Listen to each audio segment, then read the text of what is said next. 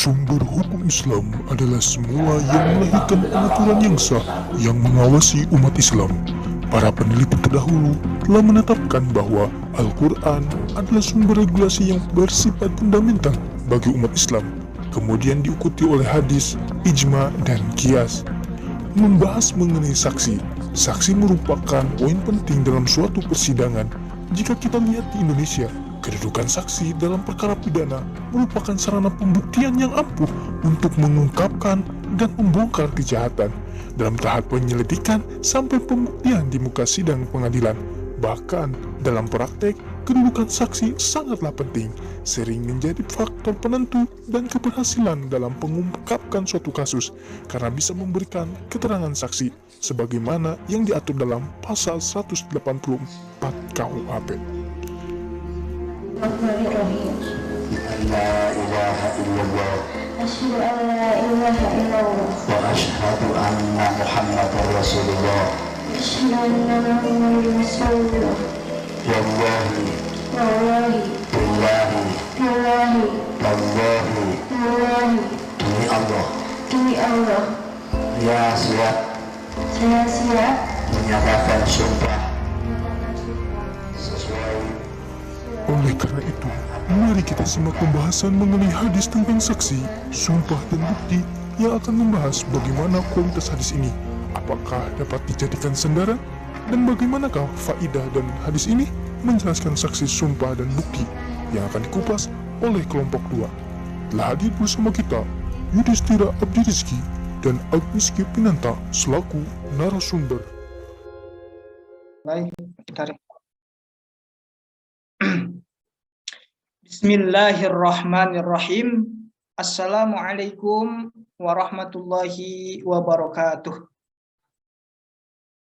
Alhamdulillahirabbil alamin wa bihi nasta'in wa ala umuri dunya waddin wa ala alihi wa sahbihi wa man tabi'ahum bi ihsanin ila yaumiddin, amma ba'du. Alhamdulillah wa syukurillah ala ni'amillah. Pada kesempatan siang hari ini kita bisa berkumpul kembali bermuajahah dalam kegiatan kuliah seperti biasanya. Alhamdulillah, perkenalkan kami dari kelompok 2 yang akan mempresentasikan mengenai hadis ahkam tentang saksi, sumpah, dan bukti. Namun sebelum itu kami perkenalkan dulu terlebih dahulu. Saya Yudhistira Abdi Rizki dan Agniski Pinanta dari kelompok 2 yang akan membahas mengenai hadis tentang saksi, sumpah, dan bukti. Sebelum kita mulai, kita berdoa dulu. Mudah-mudahan pembelajaran kita hari ini mendapatkan keberkahan untuk kita semua dan tentunya keridhaan dari Allah Subhanahu wa taala. Amin ya rabbal alamin. Ala hadhihi niyat wa fi kulli niyatin shalihah. Al-Fatihah. A'udzubillahi minasyaitonirrajim. Bismillahirrahmanirrahim. Alhamdulillahirabbil alamin arrahmanirrahim maliki yaumiddin. Iyyaka na'budu wa iyyaka nasta'in ihdinas siratal mustaqim shiratal ladzina an'amta 'alaihim ghairil maghdubi 'alaihim waladdallin. Baiklah, pada kesempatan yang berbahagia ini kami dari kelompok 2 akan menyampaikan mengenai beberapa subbab. Yang pertama ada definisi saksi, sumpah, dan bukti, kemudian ada takhrijul hadis dan asbabul wurud, dan yang terakhir ada faidah dan istinbat hukum dari hadis ini. Nah, sebelum lanjut ke pemateri pertama, saya akan membacakan hadisnya terlebih dahulu, yaitu Bismillahirrahmanirrahim. An Ibni Abbas radhiyallahu anhuma anna Rasulullah sallallahu alaihi wasallam qala law yu'tan nasu bid'awahum la'adda'a rijalun amwala qaumin wa dima'ahum walakinil bayyinatu ala mudda'i wal yaminu ala man ankara, rawahu al-Baihaqi.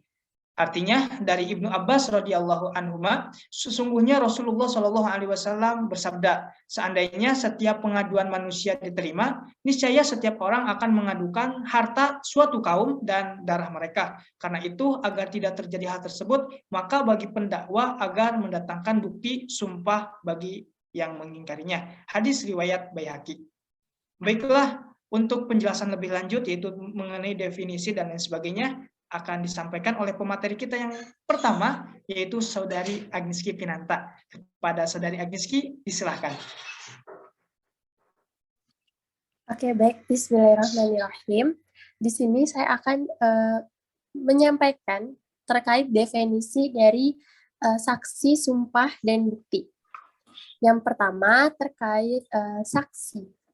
Nah, terdapat beberapa definisi dari saksi itu sendiri. Yang pertama, menurut bahasa Arab, saksi itu berasal dari kata syahadah atau al-syahadah, yaitu orang yang mengetahui, yang menerangkan apa yang diketahuinya. Sedangkan definisi menurut Kamus Besar Bahasa Indonesia, saksi merupakan orang yang melihat atau mengetahui sendiri atas suatu peristiwa atau kejadian. Sedangkan definisi saksi menurut pasal 1 angka 26 kitab KUHP, saksi merupakan orang yang dapat memberikan keterangan guna kepentingan penyidikan tentang suatu perkara pidana yang ia alami. Sedangkan definisi sumpah menurut Wahbah Al-Zuhaili, sumpah itu merupakan pengucapan kata-kata yang dimana diikuti dengan nama Allah Subhanahu Wa Taala di hadapan hakim untuk menetapkan hak perbuatan atau menyangkal suatu perbuatan ataupun suatu pernyataan.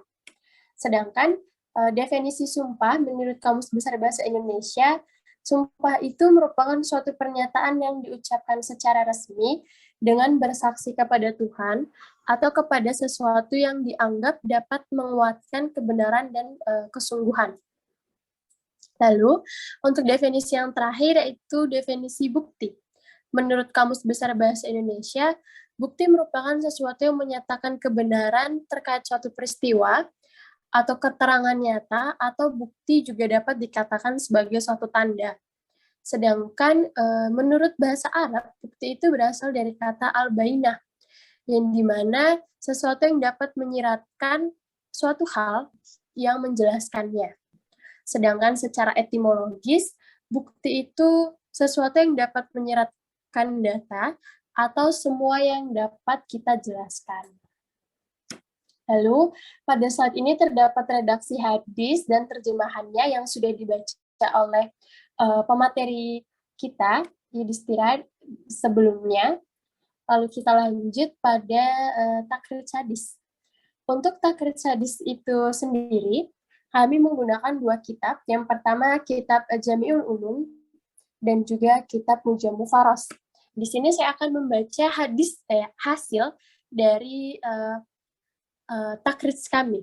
Yang pertama, dari kitab Jami'ul Ulum, terdapat 8 hasil takrij. Yang pertama itu diriwayatkan oleh Sahih Al-Bukhari, halaman 43, juz ke-6, nomor 4552. Lalu diriwayatkan oleh Sahih Muslim, halaman 128, juz 5, nomor 1711. Lalu diriwayatkan oleh Abdul Razak, nomor 15193. Diriwayatkan oleh Imam Ibnu Majah, halaman 191, juz 3.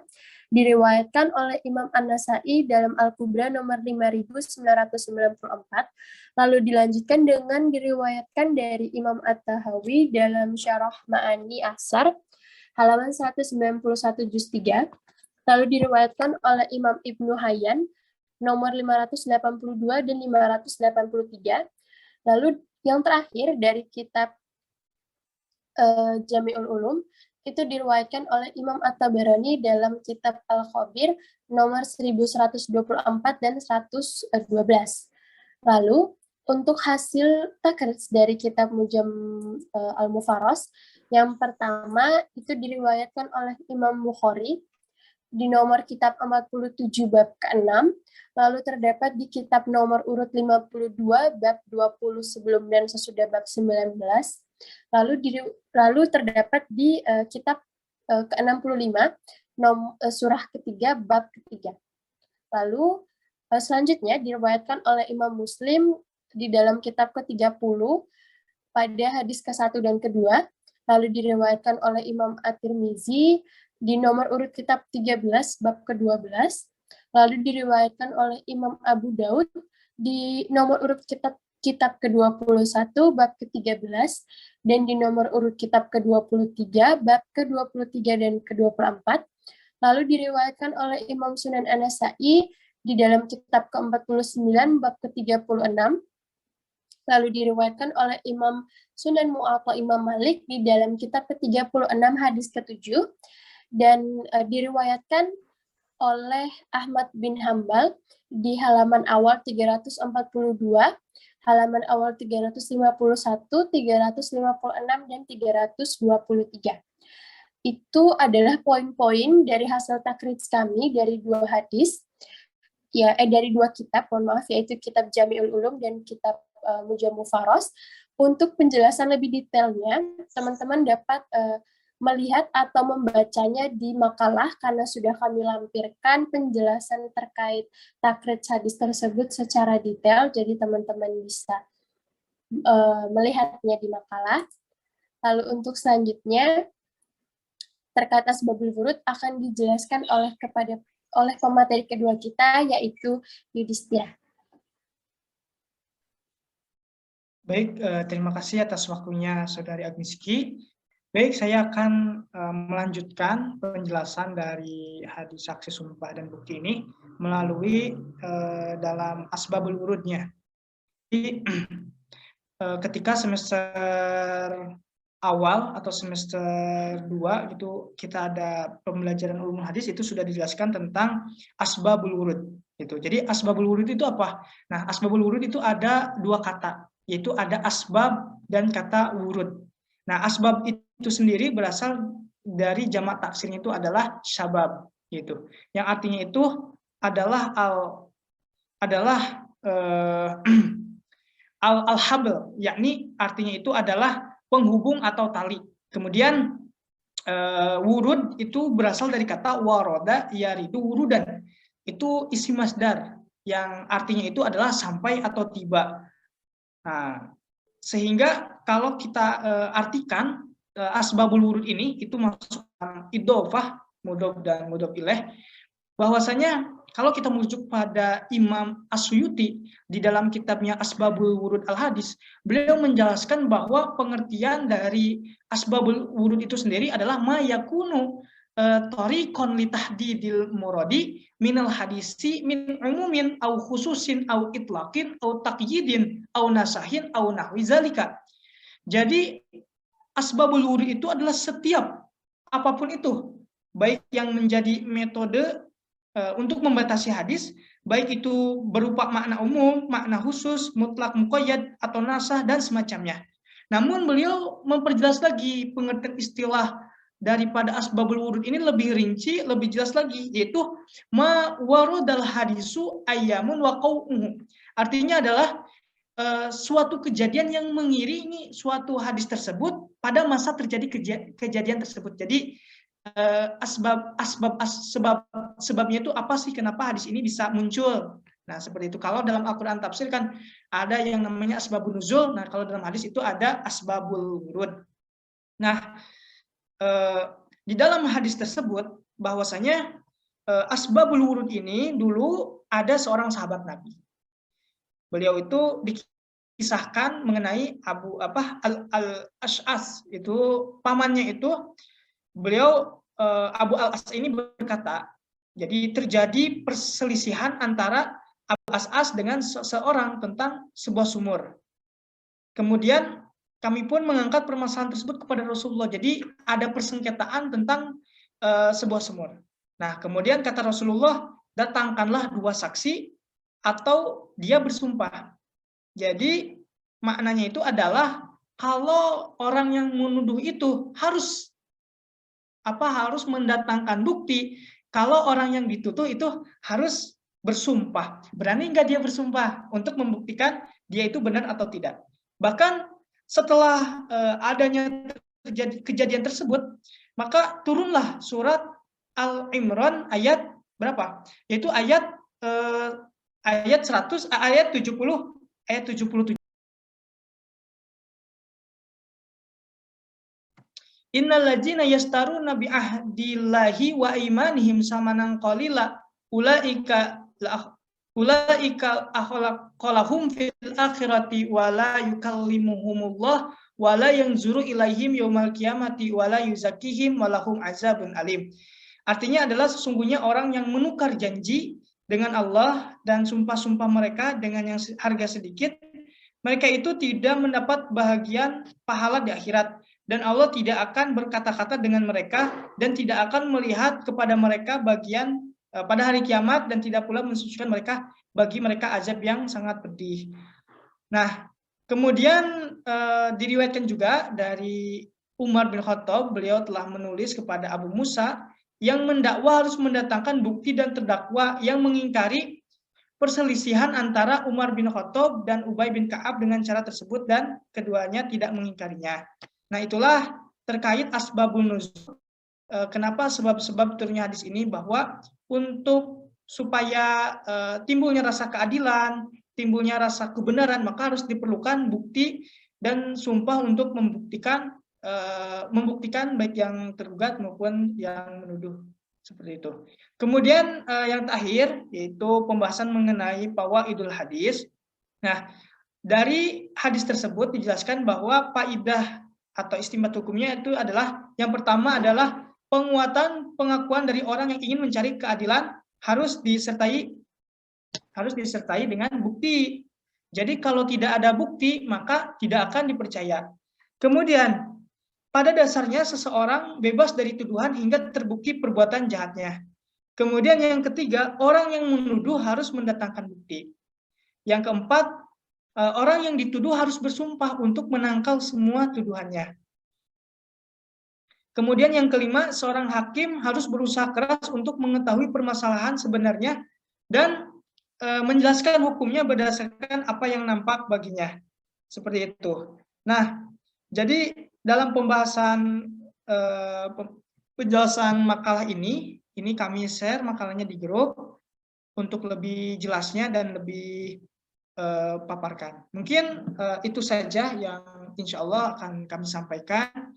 Untuk lebih jelasnya mungkin nanti kita bisa berdiskusi di grup WhatsApp. Terima kasih atas perhatiannya telah menonton kami dan telah menyimak penjelasan kami. Mudah-mudahan apa yang disampaikan oleh kami, kalau benar itu semata-mata datang dari Allah, kalaupun salah itu semata-mata atas kebodohan kita sendiri. Terima kasih atas perhatiannya. Kami ucapkan terima kasih kepada Bapak dosen yang insya Allah menonton video ini, dan juga teman-teman semua yang sangat bersemangat dalam perkuliahan siang hari ini. Kita tutup dengan doa kifaratul majlis. Mudah-mudahan apa yang kita lakukan hari ini senantiasa mendapatkan ridho dan tentunya kasih sayang Allah Subhanahu wa taala untuk menjadikan kita sebagai insan yang bermanfaat. Kita berdoa dulu, kita baca doa kifaratul majlis bersama-sama. Subhanakallahumma wa bihamdika asyhadu an la ilaha illa anta subhanaka inni kuntu minaz zalimin. Saya Yudhistira Abdi Rizky dan Agnieszki Pinanta mohon pamit undur diri. Wassalamualaikum warahmatullahi wabarakatuh.